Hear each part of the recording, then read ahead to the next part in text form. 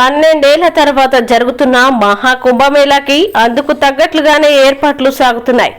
మహాకుంభమేళాలో పవిత్ర స్నానాలే కాదు, సాంస్కృతిక కార్యక్రమాలు కూడా మరో ఆకర్షణగా నిలుస్తాయి.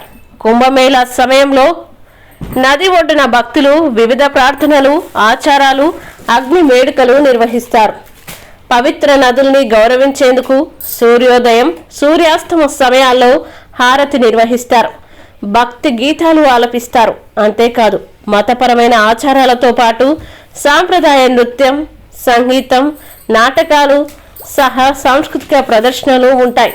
స్థానిక హస్తకళలు, ఆహారం, ధార్మిక సామాగ్రిని విక్రయించే స్టాళ్లను ఏర్పాటు చేసి భక్తి గీతాల శబ్దాలతో ఆధ్యాత్మిక సాధనలో నిమగ్నమైన భక్తులతో ఆ వాతావరణం మొత్తం ఉత్సాహభరితంగా ఉంటుంది.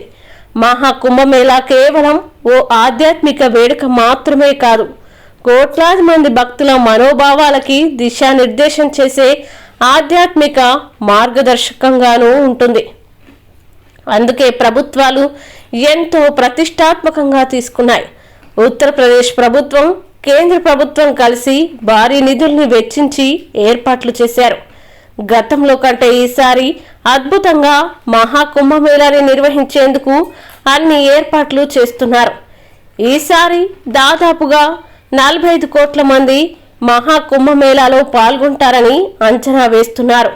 అందుకు తగ్గట్లుగానే ఏర్పాట్లు చేస్తున్నారు. యాత్రికులు, సాధువులు, సన్యాసులు, పర్యాటకులు ఈసారి భారీ ఎత్తున తరలిరానున్నారు.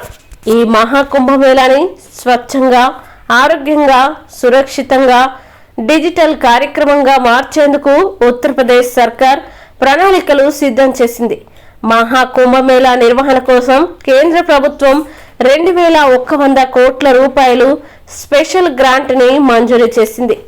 ఇందులో మొదటగా 1050 కోట్ల నిధుల్ని విడుదల చేశారు. ఈ కుంభమేళాని ప్లాస్టిక్ రహితంగా నిర్వహించేందుకు సన్నాహాలు చేస్తున్నారు. ఇప్పటికే ప్రయాగ్రాజ్ లో దాదాపు 1,00,000 మొక్కలు నాటారు. కుంభమేళా పూర్తయిన తర్వాత కూడా వాటిని పరిరక్షిస్తామని యూపీ ప్రభుత్వం చెబుతోంది. ఇటీవలే ప్రధాని మోడీ ప్రయాగ్రాజ్ లో 5,500 కోట్ల రూపాయల విలువైన 167 అభివృద్ధి ప్రాజెక్టులని ప్రారంభించారు. భక్తులకి ఆరోగ్యపరమైన సేవలు అందించేందుకు 100 పడకలతో ఓ ఆసుపత్రి, అదేవిధంగా 20 పడకలతో 2 ఆసుపత్రులు, 8 పడకలతో చిన్న ఆసుపత్రులు ఏర్పాటు చేశారు. యాత్రికులకి వైద్య సాయం అందించేందుకు దాదాపుగా 300 మంది డాక్టర్లు, వైద్య నిపుణులు, 90 మంది ఆయుర్వేద, యునానీ నిపుణులు, 200 మంది వరకు నర్సింగ్ సిబ్బంది అందుబాటులో ఉంటున్నారు. త్రివేణి సంగమం దగ్గర 35 శాశ్వత ఘాట్లతో పాటు కొత్తగా మరో 8 ఘాట్లని నిర్మించారు. భక్తుల కోసం తెలుగు, హిందీ, ఇంగ్లీష్ సహా 11 భాషల్లో AI చాట్ బాట్ సేవల్ని అందుబాటులోకి తెచ్చారు. దీని ద్వారా కుంభమేళా విశేషాలతో పాటు చరిత్ర, పూజలు, ప్రయాణ విడది సౌకర్యాల వివరాలు ఉచితంగా తెలుసుకునే వీలు కల్పించారు. ఇక వాహనాల పార్కింగ్ కోసం QR కోడ్ పాస్లు జారీ చేయనున్నారు. కేంద్ర, రాష్ట్ర ప్రభుత్వ శాఖల మధ్య సమన్వయంతో ఏర్పాట్లు అదరహో అనే రీతిలో చేశారు. ఈసారి జరగబోయే మహాకుంభమేళాని ఓ సక్సెస్ స్టోరీగా మార్చేందుకు యూపీ ప్రభుత్వం ప్రయత్నిస్తోంది. అందుకోసం విస్తృతంగా ఏర్పాట్లు చేస్తోంది.